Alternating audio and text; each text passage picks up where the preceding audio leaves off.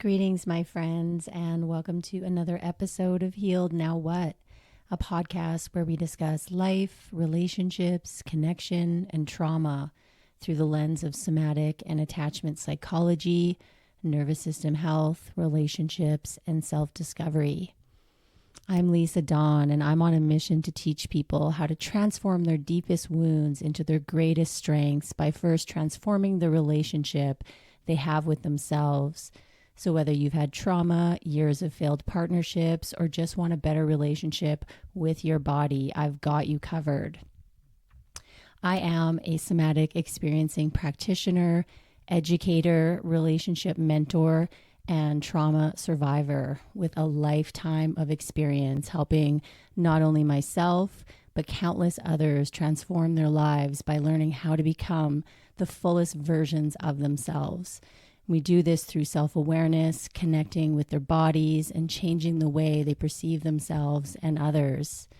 I have coached numerous people how to heal their wounds and create lasting change so they can live a more joyous, passionate, and fulfilling life. Thank you so much for tuning in and enjoy the show.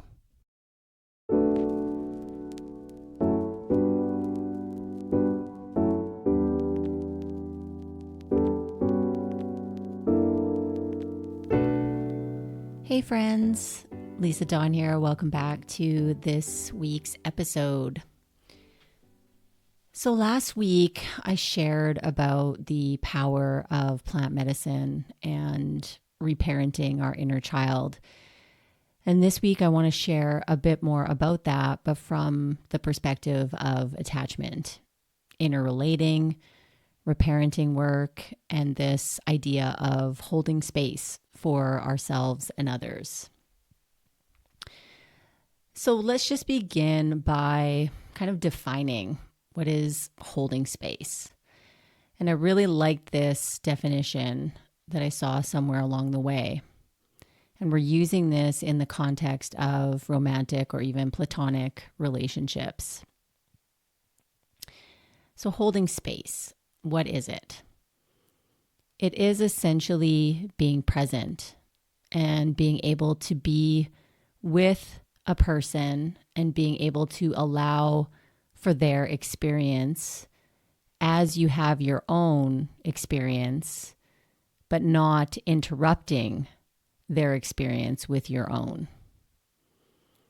So it's about learning how to show up without getting defensive or reactive. Being able to experience another's frustration, anger, or both, and then being able to respond from a place of non-reactivity.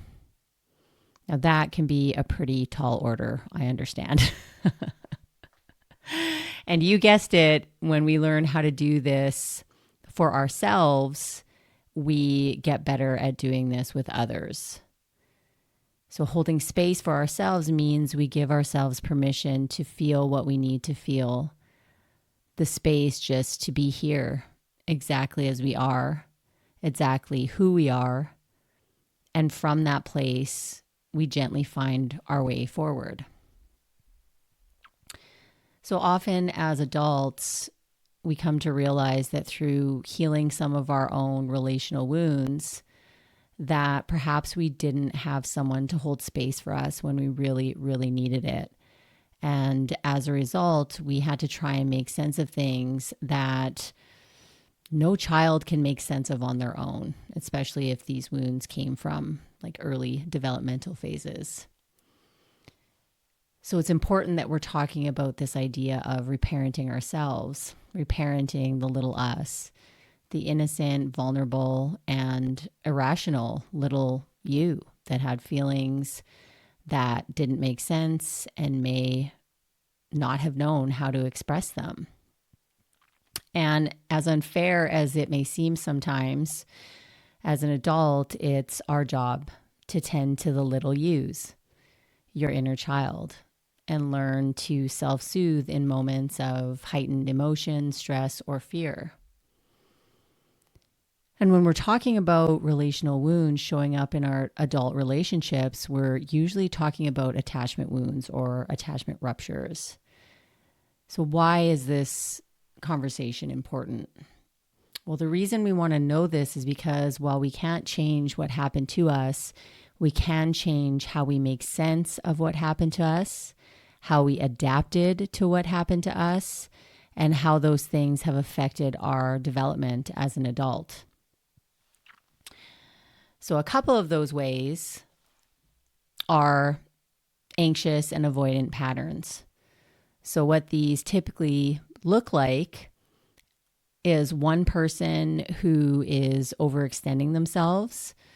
So moving towards applying pressure, making demands. So that's more on the anxious side. And then there's one person who is underextending. So moving away, shutting down, and under communicative. And then we have disorganized attachment, which typically arises when there are both anxious and avoidant patterns present at the exact same time.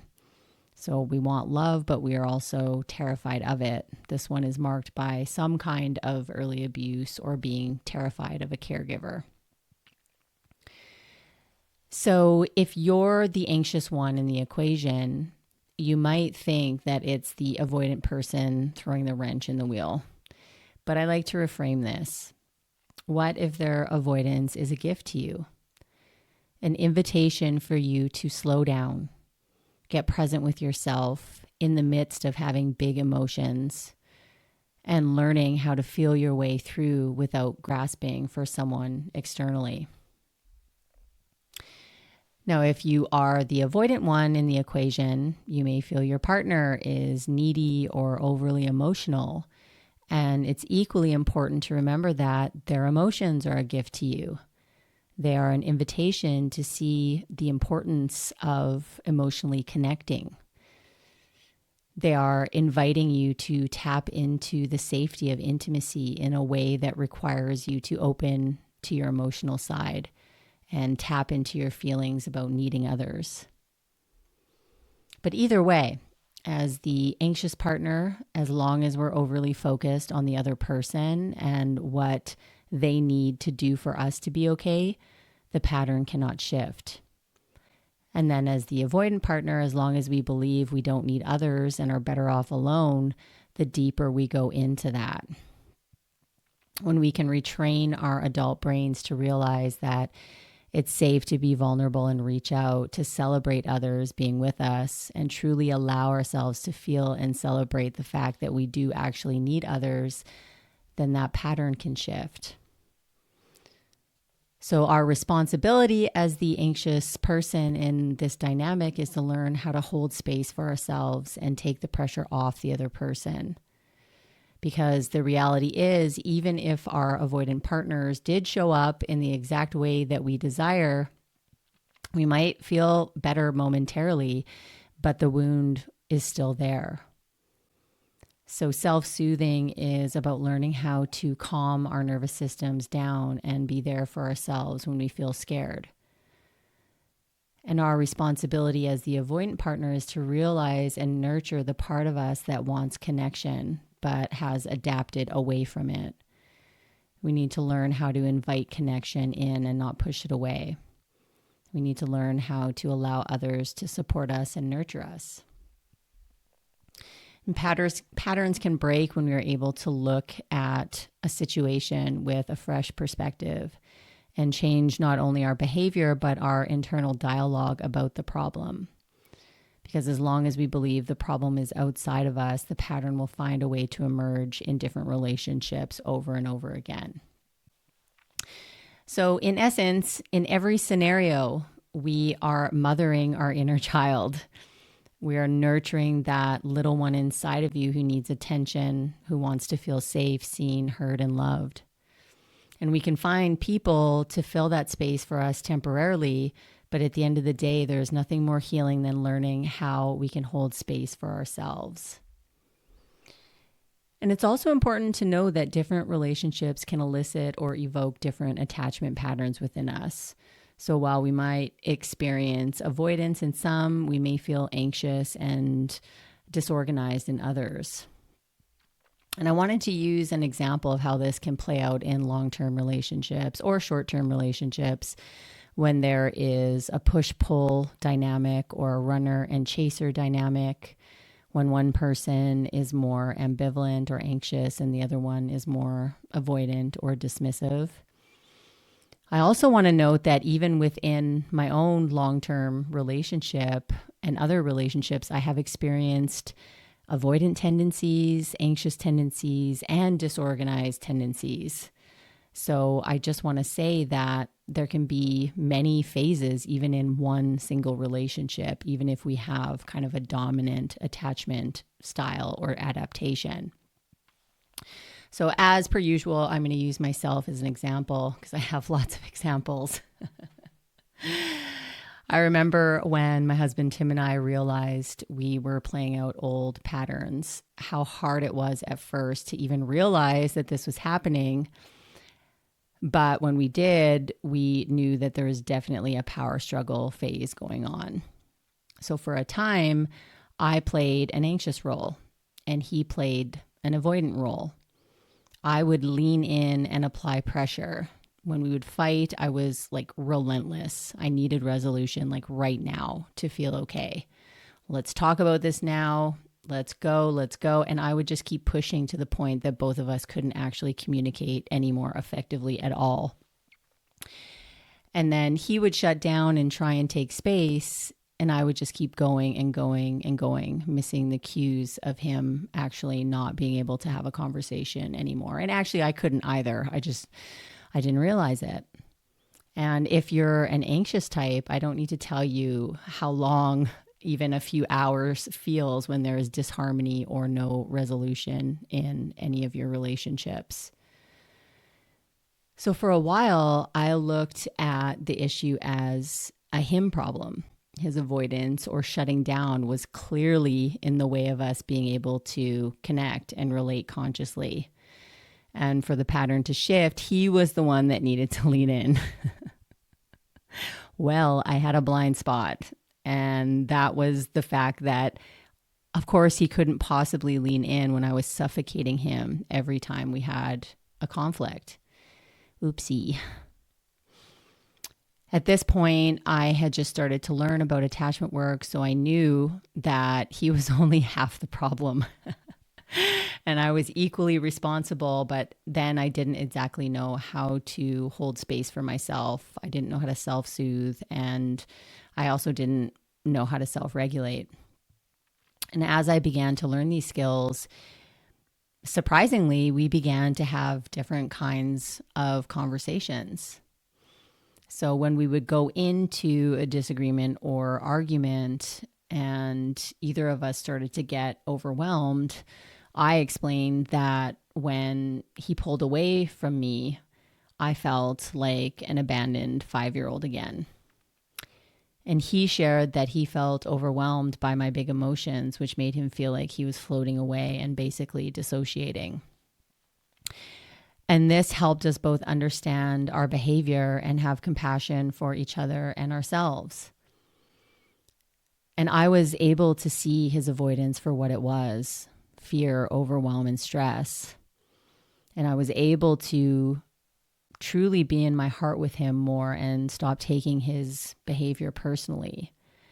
As he learned more about me, he was able to see my sensitive little girl that was just seeking love and support.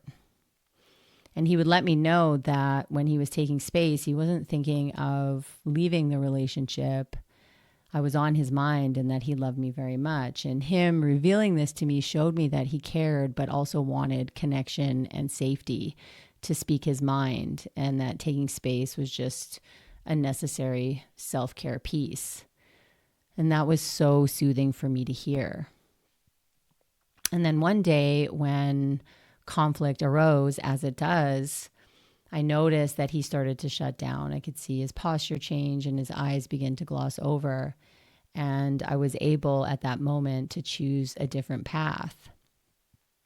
So this time I just looked at him and said, why don't we both take some space from this conversation? I can see that you're getting really upset and this is not the way I want this conversation to go, because I'm also getting even more anxious and irritated.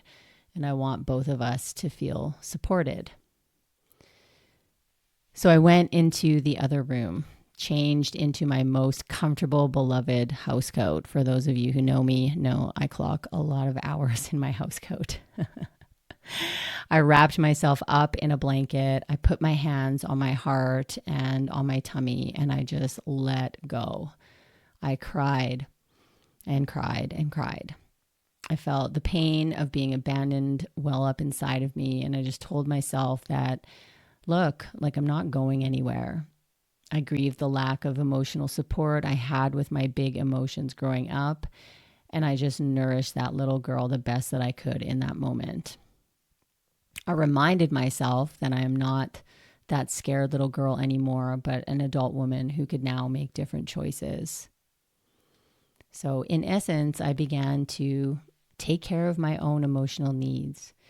And in that, I was able to hold more space for Tim's process. And this is when things really began to shift. We began moving towards each other. He shut down less and less, and my system was able to relax and be okay with unexpected changes of plans. I also felt calmer because I no longer needed something from him. And he felt a sense of freedom because he was no longer on the hook to be different or to show up on my terms only. Now, I do want to say that this pattern took some time to shift. Thinking back on it, reflecting back on it, was probably about 2 years of having different conversations and opening up to deeper parts of ourselves. And of course, these days we don't spend a lot of time fighting, but rather being really honest with each other and having developed the ability to really listen to each other and respond to each of our needs rather than react. It's just a beautiful thing that at one point in our relationship, I didn't see as being possible. And of course, this isn't true 100% of the time. And we are by no means perfect, but we have learned how to hold space for each other. And I know in previous episodes, I've likely shared similar stories to this, but it is about this ability to be able to attune to ourselves that allows us to also attune to others. Me just picking up on cues of Tim feeling unsafe and going into a protective mode. And now he has this ability to do that for me as well. And what a beautiful thing, what a beautiful skill to have. So this pattern shifted because we both learned to develop compassion for each other in times of conflict. We chose to deepen our self-awareness and let go of our rigidity a little bit faster each time. And slowly we developed the maturity in our relationship to drop our projections and stop responding to one another from our wounds. And what a beautiful thing that was and continues to be. So as I grew in my capacity to self-soothe and self-regulate, Tim grew in his own capacity to do the same and to hold the space in times of conflict without shutting down. So I want to circle back to this idea at the beginning of this episode about holding space and how it is another skill we can develop that can completely change our lives. Holding space for yourself means learning how to be more present and grounded in the face of discomfort and disruption, how to soothe yourself when your nervous system becomes dysregulated, how to develop healthier boundaries, how to release other people's baggage, how to stand more confidently in your own sovereignty and uniqueness, how to forgive yourself when you fumble, and how to show up in your relationships with more grace and groundedness. That was a quote from someone, and I unfortunately did not write down the name. So that's all for this week, folks. I hope that you enjoyed this episode, and stay tuned for more next week. Bye for now. As always, thank you so much for listening. Life is busy, so it means even more that you're carving out time in your day to be here. Listen, we've got so many great episodes coming up, so please make sure you subscribe to follow along on Apple Podcasts or Spotify. And for those of you who like to watch your podcasts, we are now uploading them to YouTube. And if you appreciate these episodes, please do us a favor and leave a rating or a review and share it with anyone you think could benefit. See you again next Wednesday.